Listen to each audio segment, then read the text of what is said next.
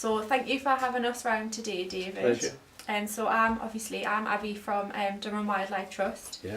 and I'm communications assistant there. And I'm just going to ask you a few questions today, just about your paintings and why you started painting and just things like that. Fine, no problem. So question number one is, please may I ask how and why you started painting? Well, I started painting it's a hobby. It was before I was still working, and I knew when I retired I needed a hobby. And I always liked watercolour painting because I like looking at watercolour paintings. Yeah. And I always had this desire. And I spent a lot of money on books, and I never had lessons, but I taught myself. And it just went from there. I really got into painting when my wife died, sadly, because when she died I converted a room into a painting studio, which means I've got somewhere to go to spend hours, and like anything else, the more you do something the better you get, or you should. So obviously I know that you paint pictures of lots of different things, but obviously with us being a wildlife trust, you've obviously donated some lovely pictures of birds. And I was wondering, is bird life a long-standing or recent interest? Is it something you became interested in just over the past few years, or have you always liked birds going back? I think it is fairly recent, because in my working life I was a businessman. I didn't make the time.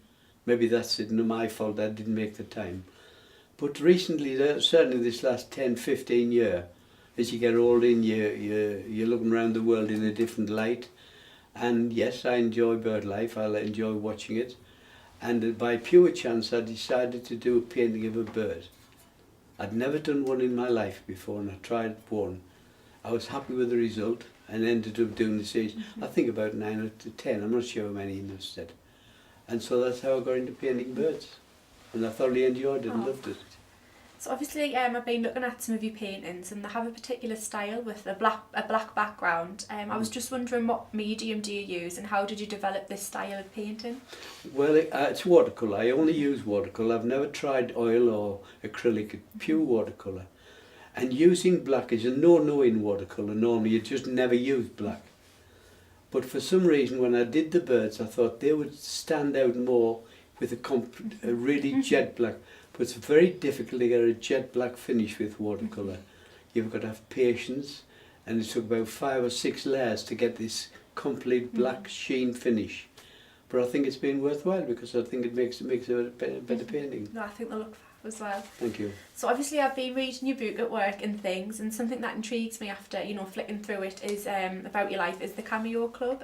Could you explain a bit more about this and what this is? Well, the Cameo Club is a unique club in Hortley Spring, run by a church. It's not a church I'm a member of, but while my first book came out, I was invited to speak at this, what they call the Cameo Club. It's a club every Tuesday for over 100 people, pensioners, and they provide a meal, they provide activities such as drama, choir, etc., etc. And I went there to give a talk about my book, sell the book, and make money for a charity. And at the end of the talk, the lady who organised it, a lady called Margaret Vardy, she said, we've got choir, we've got indoor bowls, etc., but we don't have an art club. Would you help us to set up an art club? I said, well, I'm busy. I was already booked a year ahead speaking. I said, look, I'll come for 3 weeks, set the club up, then you're on your own. That's now 14 years ago, and I've never missed a meeting. I just love the club. The atmosphere is good, the people are nice, and I wouldn't miss it. And I said I've been going 14 years, and I love it. And we set up this art club, and people who'd never painted in their lives are now producing their own paintings, which is lovely. Well, it is. It seems like you've obviously made a real difference to the local people of Hull, well, and set up this club. And you like to think so. It's fabulous. Yeah, you like to think so. So obviously in your book I know about all the charitable work you've done, and obviously you've received an MBE, so this must have been exciting. How did you feel when you found out about it? Oh, well, I mean, I hadn't a clue. A letter came in the post, and I thought it was one of these advertising things, that had the crest number. I thought, oh, that's that. So I didn't open it straight away. Then when I did open it and saw what it was, I phoned my daughter, because you're not supposed to tell anybody, but I couldn't not tell my own daughter, and it was just beyond belief. And then to go to the palace and get the MV, I got it from Prince Charles. It was wonderful. I'll tell you the thing that was really wonderful. I've got 5 granddaughters and a grandson who are living up virtually all over the country now, and they're all married. And as we came out of the palace, we were walking across the palace yard with my son and daughter after we got the medal. And my daughter said to me, well, we've got one more little surprise for you, Dad.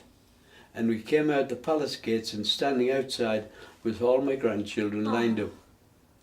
That's Believe lovely. me, that was the icing. amazing. That's something I will never forget as long as I live. Well, that sounds like a wonderful day. Oh, You know, wonderful! sounds- It was just beyond belief. So, what were your achievements that initiated the award? Was it obviously all the charitable work that you did? Well, I presume so, because you never find out who's recommended. You'd never find out why.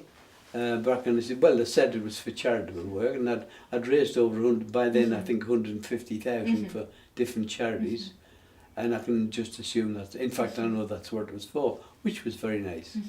But I mean, to get a day at the palace was just beyond belief. I bet that sounds wonderful. It sounded wonderful. It was fabulous. I think that's everything, David. Thank you very much. You're welcome. It's been lovely speaking to you. And you, Thank dear. you. Thank you. David Hughes. I'm now 92. I was born in 1925, which is a long, long time ago, I'm afraid.